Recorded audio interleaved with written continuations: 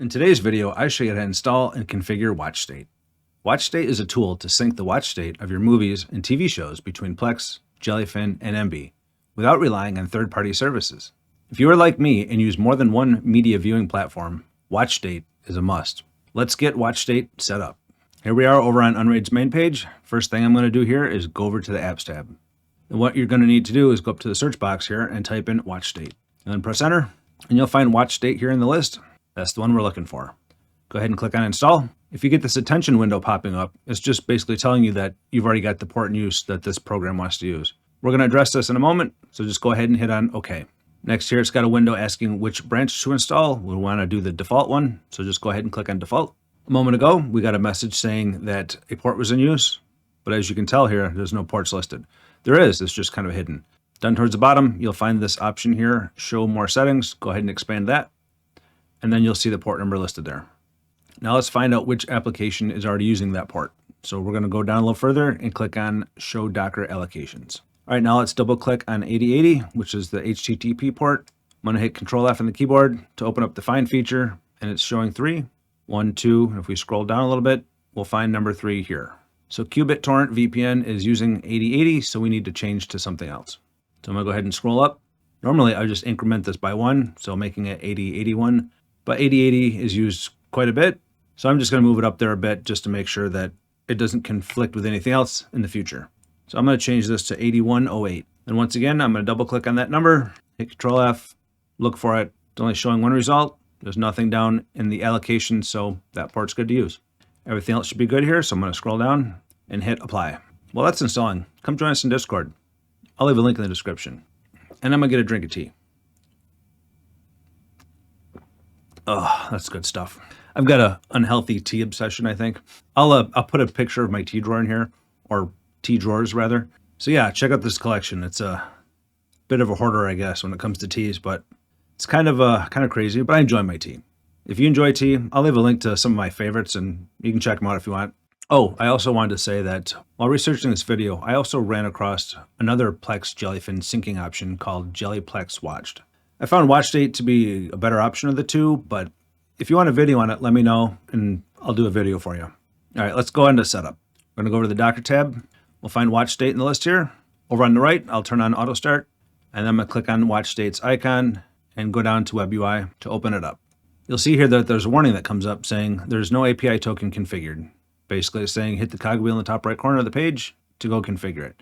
If it's already expanded like mine is and you hit the cogwheel, it's gonna disappear. So if it looks like this and says that, then go ahead and click on the cogwheel to expand it. If you've already got the information here, then there's no need to do that. So below there, we've got the API token. You can obtain it by using this system API key command or by viewing it in the config file. This config file is in the app data folder, so let me go show you where that's at real quick. I'm gonna open up my file explorer. I'll drag that over here. Browse to your server. If you're not familiar with that, it's // then the server IP address, which for me is / and then 10.0.0.11, another / and then I'm going to type in app data because I have mine hidden by default. Press enter, it shows up. We're going to scroll to the bottom and look for WatchState, which is right here. Open it up. In here, we're going to look for the config folder, open that one up. Then we need this .env, the environment variable. If you pull this down a little bit, it'll tell you right here that we're looking for the .env. Inside there, we'll find the WS API key. So I like to use Notepad++, so I'm going to right click on it and go edit with Notepad++. If you don't have that, you can use any text editor that you have. Now open a new window for me. Let me drag it over. So you'll see here the WS API key equal, and then you've got a alphanumeric string here. I'm going to copy that string, highlight it all, Control C to copy, go back to our WatchState application, and we'll paste that into the API token field. Below there, it needs the API URL, which it should be this page here. So go ahead and click on Use Current Page URL down below the field, and it should fill it in. If not, what it's looking for is HTTP : and then / the server IP address : the port number of the WatchState application that you're setting up, which I chose port 8108. The API path is fine. We're going to scroll down. Once you have the information in there, go ahead and click Save. So now we're going to need to go add the backends to WatchState. So on the top left, next to Home, you'll find Backends. Go ahead and click on that. Over on the right-hand side of that, we're going to click on the plus to add a new backend. I use Plex more than Jellyfin, and I'd like to sync my WatchState from Plex to Jellyfin's WatchState. So I'll add Plex and then Jellyfin. The same information could be applied to Plex and Emby, or Jellyfin to Plex, or Jellyfin to Emby, or Emby to Plex, or any combination thereof. So whichever your main platform is, go ahead and select that first. Like I said, I'm going to do Plex. So to type, I'm going to select Plex here, which it's there by default. Next option down is name. And it says choose a unique name for this backend. You cannot change it later. So make sure whatever you put in here is something that you can really understand what it is. I added mine in my main production machine so that it was the name of the application and then the name of the user. So I'm going to do that here as well. And since it says it must be lowercase, let's go ahead and do that. Plex. We can use an underscore, it says. So let's do an underscore and then the name of the user, which is demo. Next, it's going to need the Plex token, which is the Plex's token. If you don't know what yours is off the top of your head, which I don't know why you would, but maybe you do. Let me show you how to find it. I'm going to go back to our Unraid server. I'm going to open up Plex. Then once Plex is open, you can go to any movie or episode. So let's go into It's a Wonderful Life. This is part of my dummy data. It doesn't really matter though. I'm going to click on the 3 dots off to the right. In the pop-up list, I'm going to go to the very bottom and click on Get Info. The bottom left corner of that, you should find View XML. Go ahead and click onto there. Comes up with the XML file. In the URL bar at the top here, click into there, go all the way over to the right, all the way. You'll find X Plex token equal, and then you'll have a random string of numbers and letters. That's what we're looking for. So go ahead and highlight that, copy it, and let's go back to WatchState. We'll paste that in the X Plex token field. And then if your user has a PIN associated with it, you'd type in that PIN number here under user PIN. My demo account does not have one, so I can just skip over that. Now go down to the bottom and click next step. Next, we're going to need the Plex server URL. It should populate by default, so go ahead and click on that field. And if it does, you'll find it listed here. If not, then you can just manually type it in. And it's going to be in this format here, http:// the server IP address, and then the port number for Plex, which the default is 32400. This is the one I'm looking for, so I'll select that option. Scrolling down, we're going to click on next step. Now it wants to know what the associated user is, so we'll click on select user. We're going to look for the user. It looks like my user in Plex is called Alien33, so I'll select that user here. And I should note right here that right now there's only one user account supported. In my research, it does say that there are some workarounds, but I haven't tried them out yet, so I'm just going to go with one user right now and move on. Once you have your user selected, go ahead and hit on next step at the bottom. Now we need to import the data. We want to turn on the enabled option here. The import option here, what it basically means is that it's going to grab the information from this backend. So it's going to grab the information from Plex's WatchState, and it's going to store it in the WatchState database. Later on, when we get to the next option, when we're doing the Jellyfin, that's going to be export. It's going to be importing it from Plex's WatchState and then export into Jellyfin's WatchState. So here what we're going to do is we're going to store Plex's WatchState and store it for the time being. We're going to scroll down a little bit. We don't want to export to this backend. We just want the import. So we're going to keep scrolling down. Everything else should be good here. And click on the big green plus add backend. You'll see the Plex demo one here. Now we need to go through all that again, but we need to do it for Jellyfin. So back at the top, we should still be under backends here. Click on the plus over on the right side to add a new backend. Under type, we're going to change this to Jellyfin. And for name, I'm going to do jelly_demo. Scrolling down a little bit, we need to get the API key from Jellyfin. So let's go back to our Unraid server and open up Jellyfin. Find it in the list here. Click on Web UI to open it up. The top left corner, we're going to find the hamburger menu. Click onto there. Go to dashboard. On the left, scroll all the way down. You'll find API keys there. Click onto there. Click on the plus option to add an API key for Jellyfin. Give it a name. I'm going to call this one WatchState so we know what it's being used for. Then we're going to click on OK. Now we need to copy the Jellyfin API key. So highlight it, Control C to copy. Now we'll go back to WatchState, paste that in under API key. Then at the very bottom, we're going to click on the next step. The URL field here does not populate, so we need to go back to Jellyfin. We'll find the URL up here. We'll get just after the port number here and copy back to the beginning. Go back to WatchState, paste it in the URL field, and it should be http:// your server's IP address, and then : the port number for Jellyfin, which mine is 8096. Once you have that in there, click on next step in the bottom right. Next, we have associated user.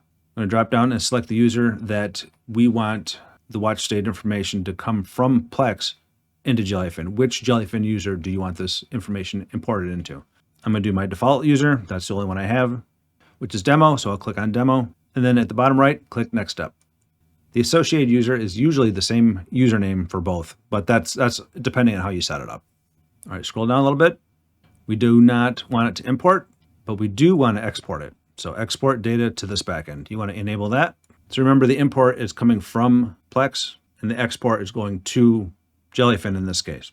So we're importing into the WatchState database and we're exporting from the WatchState into Jellyfin.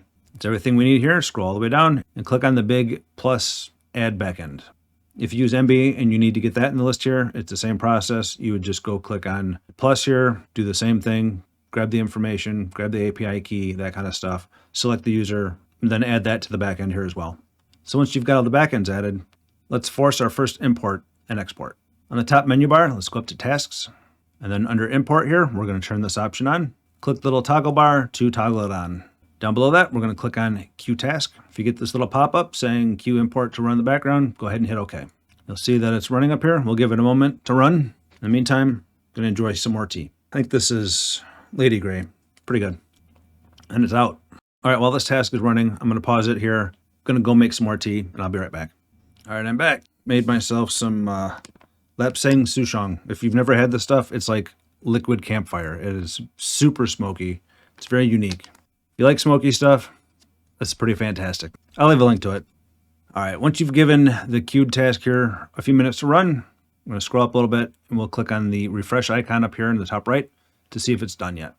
Click onto there, and yep, looks like it's all set. Now we need to turn on the export. So over on the right-hand side, you'll find export here. Once again, we're going to toggle this on to enable, and we'll click on Queue Task. Go ahead and let it run in the background again. Give it a moment or two. Oh, it's good stuff.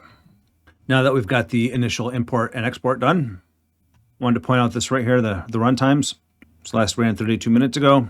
The next run is in 28 minutes, so it runs every hour. This one last ran 2 minutes ago, and it's basically doing an hour as well. So they each run at an hour. So if you look here under the runs, it says runs every hour, and this one runs at half past the hour. Let's go up to the very top and look at the logs. It's in the top menu bar here. Click onto logs. What we just ran was a task, so let's look under the task log. So it'll start with task, and then I'll have today's date, 25/03/09.log. We'll click onto that log file to see what happened. So I'm going to scroll to the top and just kind of glance through here and see if I can find anything to note. There's a notice here that it's found a new item. Africa Screams, It's a Wonderful Life. Everything should be marked as new, as this is the first time it's ran. These are all new items. It's found 4 movies, 36 episodes. Scrolling down a little bit, we'll find the import task that was started. It's added. Africa Screams is new items. New item, new item, new item. Those are all new items again. Once again, 4 movies, 36 episodes. Then the export task ran, exporting play state. Since the date and time here, that all looks good. Main database items that have changed since today's date and time. So this is all working fine on my demo machine here. On my main machine, though, that I use every day. That one, when I first ran this, I got an error message on there. So in your logs, if you're getting messages about an item is marked as unplayed versus the local state played, however, due to the remote item being older than the last backup sync, it's not considered as valid. Kind of a mouthful there, but that's what the message said. I did some research on that and found out that that is a bug within Jellyfin and that you need to set up some webhooks to take care of that. So I'll go show you how to do that just in case you are getting that error. So let's go back to Jellyfin. If you're still at the API key page here, scroll back to the top, click on Jellyfin's logo to take you back to the main page. We'll need to click on the hamburger menu in the top left.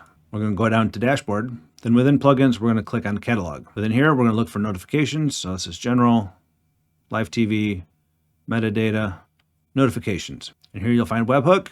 Go ahead and click onto Webhook and then click on install. Once it's installed, it says we need to restart Jellyfin for the settings to take effect. So go back to your Unraid server and we'll restart that container. Once Jellyfin's back up, let's go back into it. Go back to the hamburger menu, back to dashboard, and then down to my plugins. Find webhooks here. We'll click onto webhooks. We'll click add generic destination. Down at the bottom, we're going to find webhook name. In there, I'm going to put in WatchState Webhook. Scrolling down a little bit, we'll find the webhook URL. In there, it's going to be the http://, then your server's IP address, mine, 10.0.0.11, followed by colon, and then the port number for WatchState, which for me was 8108, and /v1/API/backend. After the slash, we're going to put in the backend name that we had created. Now remember, this is for Jellyfin. So I named mine Jelly_demo. Then another /webhook. Oh, I forgot one thing here. Right after API, we need to have backend in here. So it's going to be API/backend/jelly_demo/webhook. Scrolling down under notification type, we're going to do item added and then playback stop. Scrolling down more, we're also going to select user data saved, user filter. Then we're going to select the user that's associated with, which in this case for me was demo. Then item types, you'll select which types you want to be synced. So movies, episodes, seasons, series, albums, songs, videos, all that stuff. Down below there, we're also going to select send all properties, ignores template. And then scrolling all the way down, we're going to click on save. And that's pretty much it. Every hour, WatchState's going to run. It's going to sync up the information between Jellyfin and Plex, or however you have it set up. Been running it for a couple months now, and it's working really well. So thought I'd share it with you guys to let you know that it's out there. And like I said, if you're like me and use more than one media platform, it's nice to have them both synced up. If you start watching an episode in one platform and then you go to the other platform later on, you won't have to try to remember where you were at. It's really nice. And on that note, I want to say thanks to all my Patreon members. Your support helps keep the channel going and is much appreciated. Patreon members get early access to my videos, and they're both ad and sponsor free. If you're not a member, consider joining. We'd love to have you. I'll leave a link down in the description. Until then, check out one of these next, and I'll see you in the next one.